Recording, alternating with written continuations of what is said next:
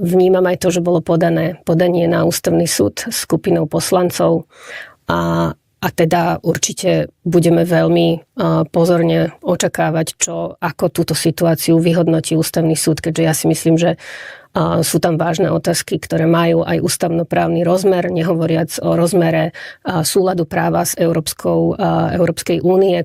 A je tam aj nespochybniteľný rozmer ochrany práva na slobodu prejavu, pretože vlastne oznamovatelia realizujú svoje právo na slobodu prejavu a my ich týmto zákonom staviame do stavu obrovskej právnej neistoty.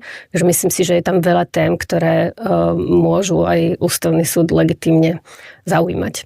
Som presvedčená, že okrem toho formálneho, skráteného legislatívneho procesu a je to vlastne v takom skrytom rúšku, že vy vlastne obchádzate tie ustanovenia zákona, ktorým by ste mohli legitímne odvolať toho šéfa a keďže tie dôvody ste tam nenašli v tom zákone, tak radšej tú inštitúciu zrušíte a vymyslíte novú.